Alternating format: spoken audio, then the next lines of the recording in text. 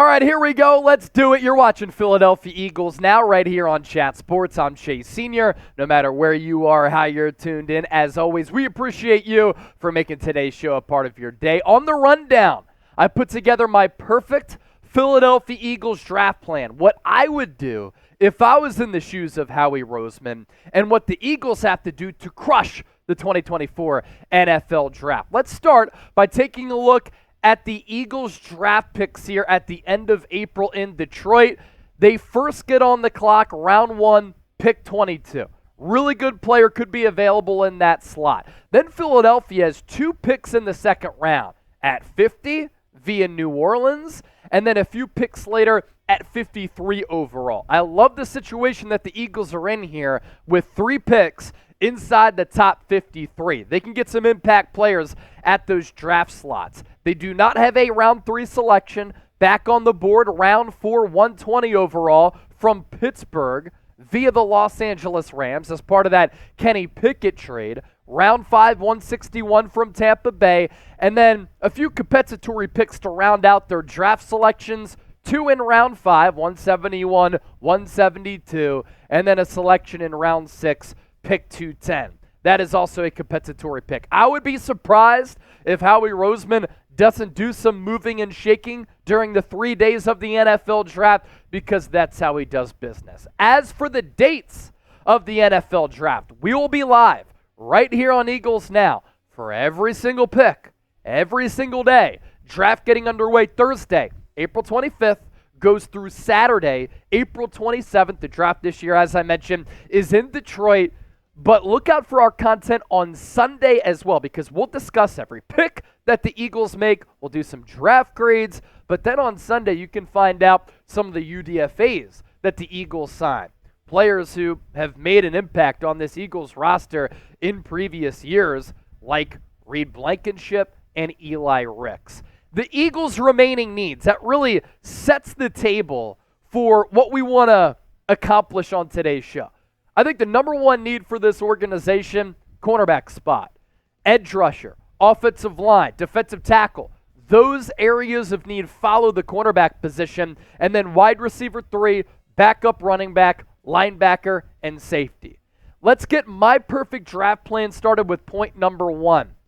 Philadelphia Eagles have to find a stud outside cornerback opposite of Darius Slay. And then once Darius Slay starts to get a little bit older, once he moves on because Father Time is undefeated, that young cornerback then becomes your franchise cornerstone at that DB spot. And what I would do, stay tuned, I'll let you know. Here are the top cornerbacks, though, who could be available for Philadelphia. Quinyon Mitchell, Kool-Aid McKinstry, Terrion Arnold, Nate Wiggins, and Cooper DeJean. These are my top 5 cornerbacks in this class. And my dream target for the Eagles here, we've talked about this player quite a bit, that's Quinyon Mitchell. And what I would do if I was Howie Roseman, I'd be working the phones on Thursday night, and I'd somehow try to pull off a trade to move up for the Toledo cornerback. And here is my trade idea that I want to present to the audience here. The Denver Broncos are rebuilding. They need multiple picks. They don't have a second-round pick. And they need to address multiple areas of need on that Broncos roster. So I'm going to send Denver pick 22, pick 53, and then that pick that the Eagles got back from the New York Jets in that Hassan Reddick deal, that could be a 2026 third rounder, which could become a second. I'm giving that away because Philadelphia is going to have their own third and or second round pick in 2026. And I give that to Denver in exchange for the number 12 overall pick. And if Quinyon Mitchell is there, that's the player that I'm drafting. He has been a steady contributor at the college level. I understand that he played at the small school level, but the pass breakup numbers the last 2 years, tremendous. He set a school record with all of those numbers there. His Pro Football Focus numbers were out of this world. He has great speed, good length, good ball skills, good ball awareness. I think he is a plug-and-play day one guy, and Eagles fans would absolutely love the swagger that Quinyon Mitchell brings to the football field. And from day one, if he plays on the other side of Darius Slay, I think that's immediate upgrades for this Eagles secondary. Perfect draft plan Number 2, address the offensive line depth issues right now. Philadelphia lost Sua Opeta, lost Jack Driscoll. They're unsure if Cam Jurgens is going to start at center, which then brings us to another question. Who's going to start at right guard? Philadelphia has had a great offensive line over the last couple of years, one of the best in the NFL. They've really built their team around the trenches, offensively, defensively. I want that to continue to be the backbone of this team. And the Eagles in the draft, they could go guard now, who then later becomes the replacement at right tackle for Lane Johnson. Philadelphia also has to see if Cam Jurgens is indeed going to be their center. And their actions in the draft are going to be very telling. Jurgens, as a rookie in the preseason 2 years ago, I thought he played well at center. We got to see him out in space on some of those pull blocks. And the Eagles have the best offensive line coach in the NFL in Jeff Stoutland. I have confidence he's going to be able to develop Cam Jurgens. Does that mean that Tyler Steen is going to be at right guard? Again, the Eagles' plans and what they do in the draft are going to tell a story for what they think of Cam Jurgens, who is hand-selected by Jason Kelce. Howie Roseman asked Kelce to help him out in that search for his replacement, and it's going to tell us a lot about what they think about Tyler Steen. The good news for Philadelphia, this is a very deep draft class at offensive tackle and along the interior at the guard and center spots. The top offensive tackle prospects, no way Joe Alt or Olu Fashanu are going to be available for Philadelphia. J.C. Latham is probably going to be a top 15 pick. Talius Fuaga, Troy Fatanu, they could be top 15 selections as well. And all those players would require a big trade up for Philadelphia in my estimation, because I think all 5 of these players are going to be studs. At number 22, or if the Eagles trade back, or if they trade back into the first round, or maybe some of these players are available at the start of round 2, this is that next wave of solid players. You have Kingsley Suamataia out of BYU, Amarius Mims out of Georgia, Tyler Guyton out of Oklahoma, Patrick Paul Houston, and Blake Fisher out of Notre Dame. Not all of these players, again, are going to be selected in round 1, so all of these players could be in the Eagles' range depending on what they decide to do in the draft. Another player to watch is Karan Amagaji out of Yale. Didn't start playing football until high school. The Eagles went to his pro day. They really like him. Jeff Stoutland reportedly blown away by his smarts, considering he's a late bloomer and hasn't played a lot of football in his life. 6'5", 326, little bit of a project that screams Howie Roseman pick. Now, the Eagles could also go on the interior of the offensive line. And just like there are a lot of really good tackles available, some very solid interior offensive linemen who could be impact players for the next decade. Jackson Powers Johnson, I think, is the best center in this class. Graham Barton is pole for pole with him. Barton did play left tackle and center at Duke. Is he a center? Is he a guard? Is he a tackle? At his pro day, a lot of teams had him working at center. So if the Eagles go with JPJ or they go with Graham Barton, that would tell me they like those players to be the future center and Jason Kelce replacement and not Cam Jurgens, or maybe they don't like Tyler Steen and they keep Jurgens at right guard because he had experience there this past year. Jordan Morgan out of Arizona, an offensive guard who played tackle at the college level. Arms are a little bit shorter, but going up against some premier pass rushers in the Pac-12, he was able to hold his own. And then I really like Cooper Beebe out of Kansas State, and then Zach Frazier out of West Virginia, a very good center too. It would be peak Howie Roseman, and I would not be surprised if the Eagles do go offensive line in the first round. And I know it's not going to be the sexy pick, right? But keep in mind that if you get a good offensive lineman, he could be a part of this organization for the next 10 plus years. And if that impact player is selected in the first round, that's worthy of that investment if they're a marquee contributor for a long time. Also, having picks number 50 and 53 gives the Eagles a lot of flexibility come draft time, because whatever they do in round 1, they could go to those needs and or best players available at 50 and 53, and those are premium draft selections there. With that, this is our poll question for today's show. What is the biggest need for the Eagles in the NFL draft? I think it's cornerback. What do you think? Let me know down in the comment section. I'm going to let you know what I think about the Game Time app. It's the best app if you're looking to go to a sporting event, comedy show, concert, or if you're into theater, Game Time is the only ticketing app that gives you complete peace of mind with your purchase. See the view from your seat before you buy, so you know exactly what to expect when you arrive. All-in prices show your total up front, so you know you're getting a great deal before you check out. Unlike all of those other ticketing apps, which hit you with those late fees later on, and that gets you really frustrated, makes it a longer process too. Buy tickets in seconds with just 2 taps on the Game Time app. It has deals on tickets right up to the start of the event or even an hour after it starts. It's the place to find last-minute seats, find exclusive flash deals, sponsored deals on tickets for football, basketball, baseball, concerts, comedy, theater, and more. And with zone deals, you pick the section, Game Time picks the seats for big-time savings. And the Game Time guarantee, what does that mean, Chase? I got you covered. That means that you'll always get the best price. So if you find tickets in the same section and row for less elsewhere, Game Time will credit you 110% of the difference. Download the Game Time app, create an account, use the code CHATSPORTS for $20 off.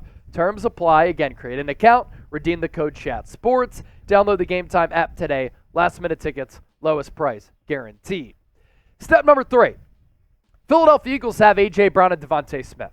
I really like the 1-2 punch at the wide receiver position for Philadelphia. That goes without saying. A.J. Brown has had 2 of the best years ever for any Eagles wide receiver, and DeVonta Smith 3 years in, he has certainly made good on the Eagles' decision to draft him in the first round after he won the Heisman Trophy at Alabama. But wide receiver 3 is an issue.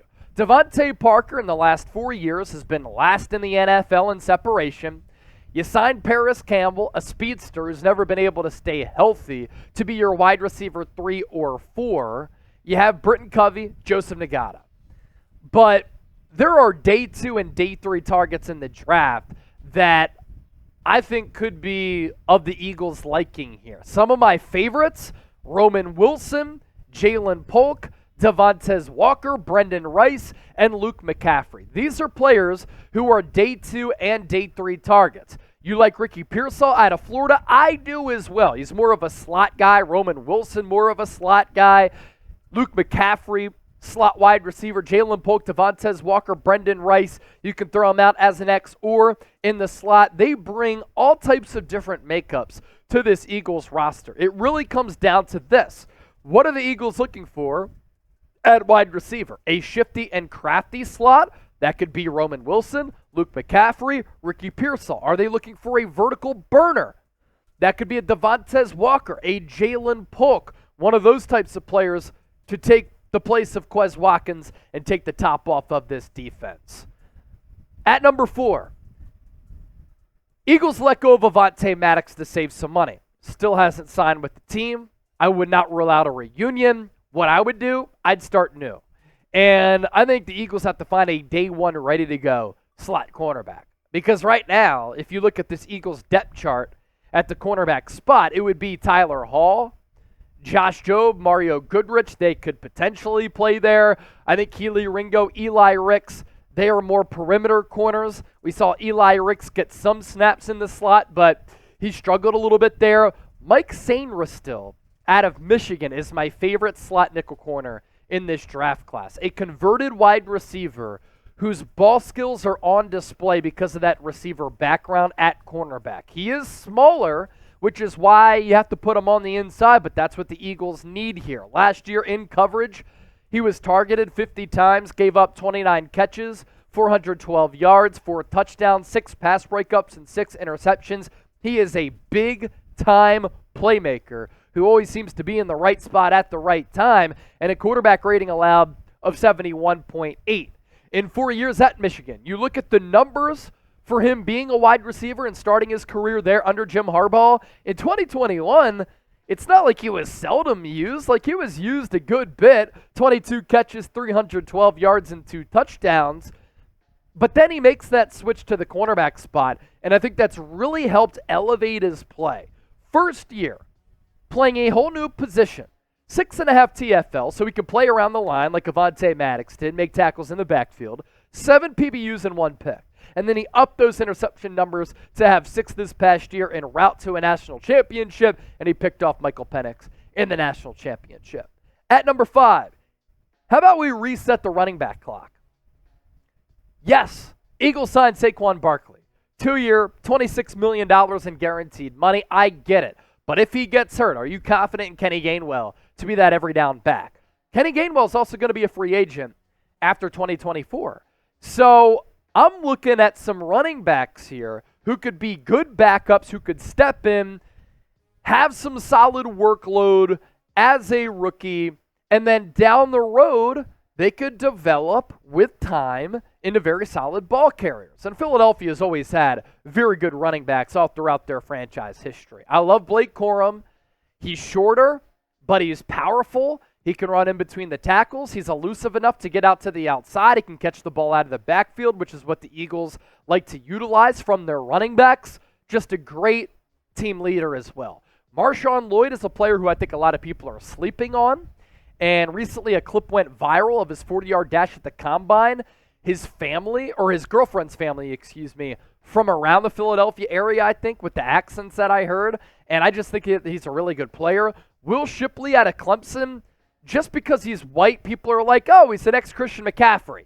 He moves a little bit like Christian McCaffrey. He can make people miss short area quickness. He can catch the ball out of the backfield, a good red zone threat. He's not big enough, nor is he good enough to be an every down running back, but you're not asking him to do that. Isaac Guerendo, great size, an absolute burner running a 4.3 40-yard dash. He's a home run threat every time he gets his hands on the football. And a lot of people in league circles, like Kamani Vidal out of Troy, he's looked at as one of the best pass blocking backs in this draft, and I think he's a talented ball carrier as well. Final thoughts here on this perfect draft plan segment. Are the Eagles cool with the defensive tackle situation? It's certainly an interesting one. But it is now time for Jalen Carter to take that leap going into year 2, for Jordan Davis to get into better shape and live up to those first-round expectations going into year 3. They signed P.J. Mustipher as a backup nose tackle. They have Moro Ajomo, Marlon Tupulutu, and it looks like they're going to run a 3-4 under Vic Fangio, so that kind of changes, maybe moving away from a traditional defensive tackle in a way and looking at nose tackle and defensive tackles in the post-Fletcher Cox era. I would not rule out defensive tackle at some point in this draft, but you have a couple of young players who you need to see if they can play, and Milton Williams is also one of them who I'm very high on. Before we hop on out of here for this particular segment, be sure to subscribe to the show. More draft content to come all throughout this month of April. Go Birds, hit that sub button. We love you. Thanks for watching.